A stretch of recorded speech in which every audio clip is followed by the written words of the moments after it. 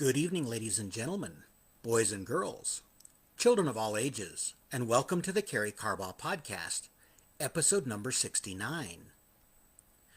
Buenas noches, damas y caballeros, chicos y chicas, niños de todas edades, y bienvenidos a el Carrie Carbaugh Podcast, episodio número 69. Welcome. My name is Carrie Carbaugh, and this is the Carrie Carbaugh Podcast. For those of you who are joining me live, if you would do me a favor and smash that like button, like if you do, leave me a comment down below with the word live, letting me know that you're catching this live, or the word replay, letting me know that you're catching it on the replay. And also drop the name of the city or country where you're tuning in from, as that is always interesting to me to see how widely spread these podcasts have become. So I would greatly appreciate that. And I'm a few minutes late. It never fails. Whenever I'm getting ready to get on these podcasts, it seems like that's when Windows decides it needs to do an update to the browser or to Facebook, or it makes me log in again to Facebook. And it hasn't made me log in for a while, so then I have to look up my password. Has that ever happened to you? Do you ever get things that try to throw you off track or throw you off path when you're trying to get on and do something in a timely fashion? Me too. If you can relate to that, drop the word relate in the comments and let me know that it's not just me. I do appreciate you joining me. These podcasts are designed to help people with their self-esteem and feelings of self-worth. And I believe tonight's episode in particular is going to be very focused on that, and hopefully will give you some food for thought and some things that might pick your mood up a bit if you're feeling a bit down and out. So the title of tonight's podcast, I'm going to read this because I want to make sure I get it right because I changed it around a few times. And for those who don't know, I am visually impaired. I have low vision, and so if I'm looking down at my phone like this and not looking at the camera, it's nothing personal. It's simply how I'm reading my phone.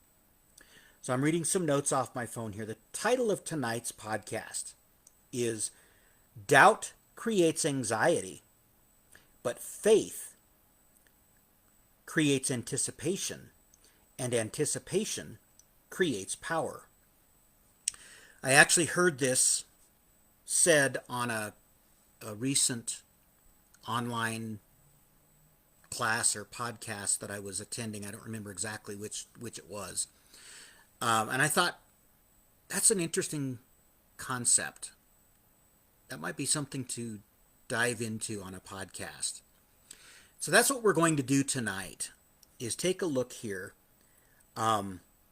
We've covered some of this before, talking about childlike faith and how that can create anticipation. But I think tonight's podcast will pull some of that together in a little different way. So let's start with the first part of this. Doubt creates anxiety. Think for a moment about the last time you doubted something. Maybe you didn't think something was going to happen, or you had doubts that you were going to be able to do something in particular. Maybe you were faced with a challenge and you doubted that you could accomplish that challenge. If you're an athlete, perhaps you were playing a game or running, and you doubted that you could finish the race, or you doubted that you could play that game or do your best. I work a lot with young people, teenagers and younger children. A lot of times they doubt that they can pass a test in school. If they haven't studied, if they are stressed, they can be anxious and doubt that they're going to be able to perform well on a test or on a particular activity. Frequently in a middle school group that I work with on Sundays, that's a Bible study group, we do prayer requests. I'll just pause a moment here and let you know I am a Christian. I don't force that on anyone, but I also don't hide it. And tonight's podcast is not going to talk a whole lot about that, but I think it bears mentioning for some context. And so at the end of the Bible study, we have prayer requests. And frequently the kids mention tests that they have coming up, or projects, or a challenge that they're facing. And oftentimes you can sense a bit of doubt that they'll be able to perform well. You know, they'll say, pray for me to do well on my test this week, or pray for me to be able to finish my homework or complete a particular project. And that doubt, once again, let me pull this up again, that doubt creates anxiety. And if you're anxious about something, you're not going to be performing at your best. If you're doubting and you're anxious, sometimes it's been said that if you put something out into the universe negatively, it can be self-fulfilling, because that doubt creates anxiety, and that anxiety can drain you of energy. It can drain you of positive energy or positive feelings. And so doubt creates anxiety, which is not strengthening.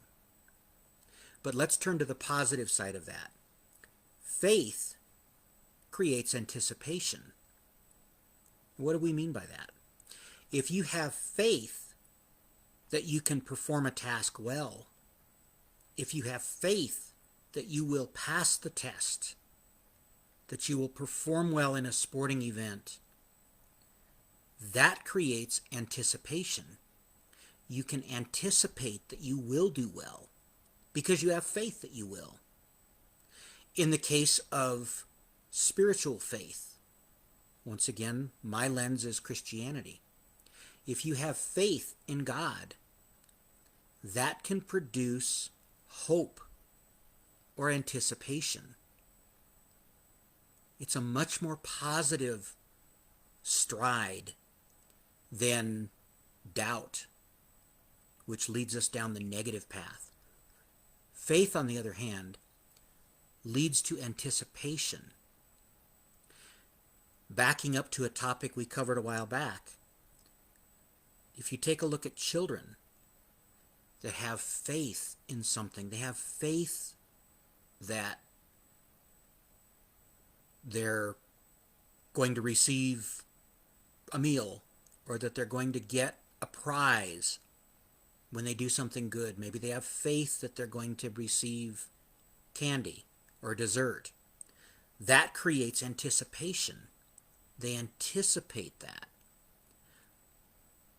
People with a childlike faith, especially children that have that childlike faith, have energy. They're anticipating something good. They have faith. They trust that it will be a positive outcome. And so faith creates or produces anticipation. And anticipation produces or creates power. Now, how is that possible, you might say? Well, think about it. If you're anticipating something, if you have faith and you're anticipating that you'll do well on a test or on a sporting event that you're participating in, or maybe you have faith for a positive outcome on a medical test. For some of those of us who are a little older, we're faced with some of those things in our life.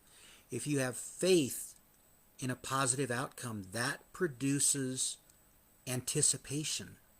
You anticipate the results. You don't dread them like you do if you doubt that they're going to turn out positive. That creates anxiety about the results. And then you don't anxiously anticipate them. You dread the results. But if you have faith in a positive outcome, that creates the anticipation.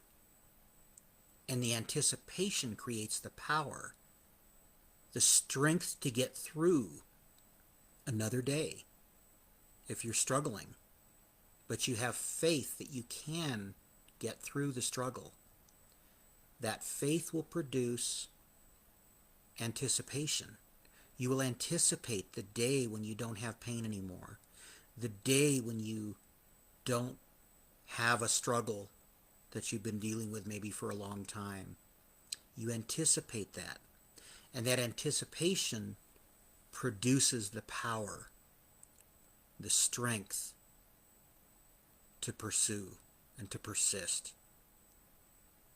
And I was looking for some things to support this. I knew intuitively that this was true when I heard it a while back. But I did some looking, and it's actually psychologically and physiologically supported. I'm going to read something to you here that I found online. And my background, some of you may not know this, my background is in psychology and sociology. That's what my degree is. And when I read this, it completely made sense. And so I know you can't always trust what you read online, but I think this one has some merit to it. So let me read what I found here. Anticipation creates power by triggering the brain to release dopamines. Dopamines are a neurological, I want to make sure I read this exactly, a neurotransmitter associated with pleasure. And so that's why when you have faith and you anticipate something, it feels like pleasure, because it's releasing that dopamine in the brain. And that motivation, so it creates a feeling of pleasure, motivation, and reward. So when you anticipate, you feel motivated. When you anticipate something, you have faith and anticipation, you feel motivated. It's a pleasurable feeling. And it's also a feeling of reward. The anticipation that the reward will be in the end. Before a positive event occurs. So if we're looking forward to a positive event, a test results, whether it's a test in school, whether it's medical test, we're looking forward to the positive event. That triggers the brain. It actually triggers neurons in the brain to produce this dopamine, which makes you feel good even before the event, in anticipation of the positive event. Let me finish reading this here. I'm just about done. This chemical reaction boosts energy, enhances mood, and increases motivation, effectively transforming future expectation into present day joy.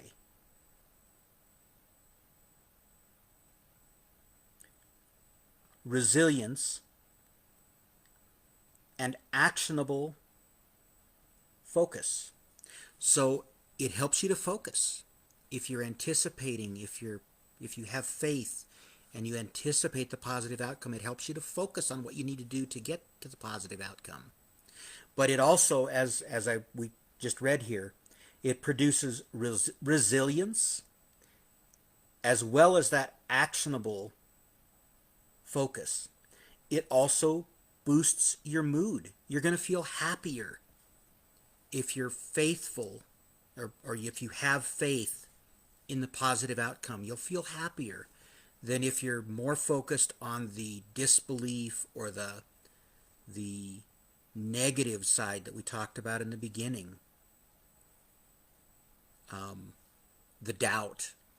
Don't you feel happier when you have faith in a positive outcome than you do if you doubt something?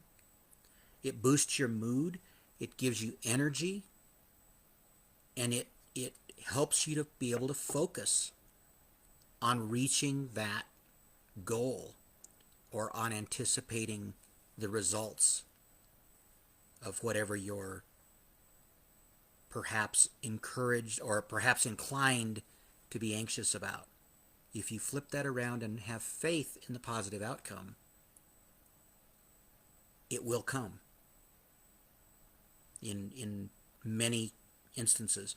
And if it doesn't, at least in the meantime, your faith has produced this anticipation of a positive outcome, which helps you to feel better overall while you wait for the test results or the end of the sporting event or whatever it is that you're anticipating.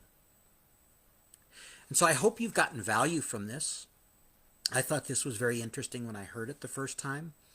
And when I did a little bit of research into some of the psychological and physiological reasons behind it, it made even more sense to me as someone who has studied psychology. So I hope you've gotten value. If you have, if you would do me a favor and drop that word value or a V in the comments and let me know that this has been a valuable topic for you. If you can relate to some of this, let me know that as well. I'm going to check real quick here. I don't see any comments.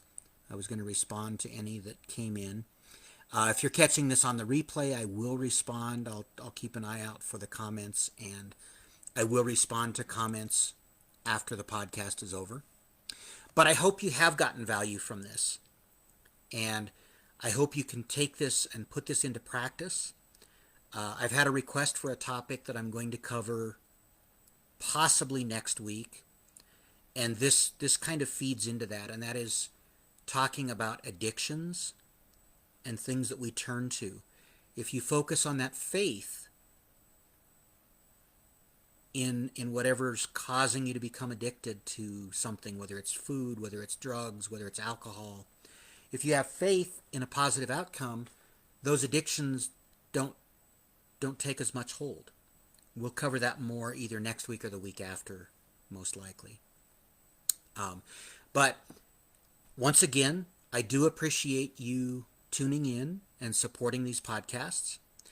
If you'd like to be added to my email list, drop that word email in the comments and I'll reach out to you and get your email address privately so that I can invite you to some more private events that I have in the works. And I'm going to start sending out emails and reminding people of when these podcasts are happening because I've had to move them around a little bit. I think we're going to get back on our regular time on Wednesday nights here in another couple of months. My commitment on Wednesday night is going to be shifting. And so at this point, I'm not going to pick a new night because I think we'll be able to get back on track with our original Wednesday night podcast. So if you'll bear with me for another month or two, I think we'll be back on track. So again, drop that word email in the comments if you'd like to be added to my email list, and I'll reach out and get your email address from you. So once again, this has been the Cary Carbaugh Podcast, and my name is Cary Carbaugh. Thanks for joining me, and until we meet again, make it a blessed day, make it a great day for yourself and for those around you. Be positive and do something good and something positive for someone that you come in contact with this week. For now, have a great evening, and we will talk soon. Goodbye for now.